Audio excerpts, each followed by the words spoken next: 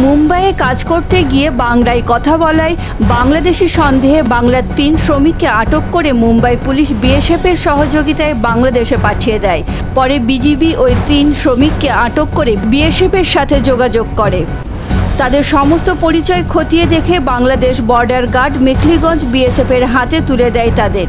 জানা গেছে ওই ৩ জনেরই বাড়ি মুর্শিদাবাদ জেলায়। মেখলিগঞ্জ থানার পুলিশ মুর্শিদাবাদ জেলা পুলিশের সাথে যোগাযোগ করে তাদের বাড়ি পাঠানোর ব্যবস্থা করেছে।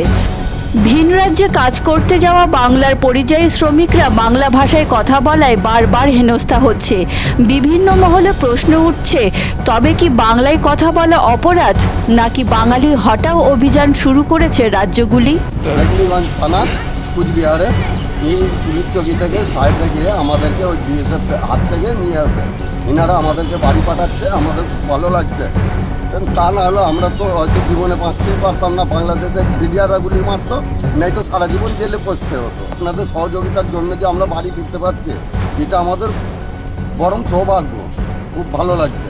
মুম্বাই মহারাষ্ট্রের পুলিশ কি বলছে, বাঙালি মানেই বাংলাদেশি, মতলব ইন্ডিয়ায় যে বাংলার যে একটা রাজ্য আছে সেটা তারা মানতে চাচ্ছে না। যে ওয়েস্ট বেঙ্গল বলে যে কোনো জায়গা আছে সেটা তারা মানতে চায় না।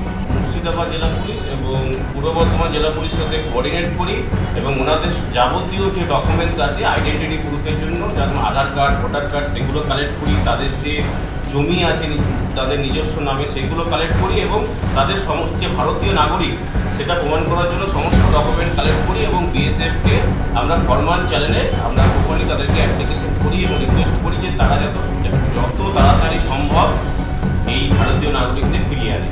এবং সেই কুচবিহার জেলা পুলিশের চাপে পড়ে বিএসএফ তৎপরতা হয়ে বিজেপির সাথে ফ্ল্যাগ মিটিং করে এবং ফ্ল্যাগ মিটিং করে ৩ জন ব্যক্তিকে হ্যান্ডওভার করে বিজেপি বিএসএফের হাতে এবং তারপর তারা মেখলিগঞ্জ থানাকে হ্যান্ডওভার করে এবং তারপর আমরা এনাদেরকে আমরা সেফ কাস্টডিতে নিয়ে থাকি। এবং আমরা এটাও করেছি যে যারা প্রত্যেকে নিজের নিজের জেলা আছে, যারা মুর্শিদাবাদে 2 জন আছেন, পূর্ব বর্ধমানে 2 জন আছেন, তাদেরকে প্রত্যেককে নিজের নিজের বাড়িতে পৌঁছে দেওয়ার আমরা ব্যবস্থা করি। দেশের প্রাইভেট কলেজের প্রায় অর্ধেক খরচে রাশিয়া থেকে MBBS করার স্বপ্ন পূরণের শেষ সুযোগ।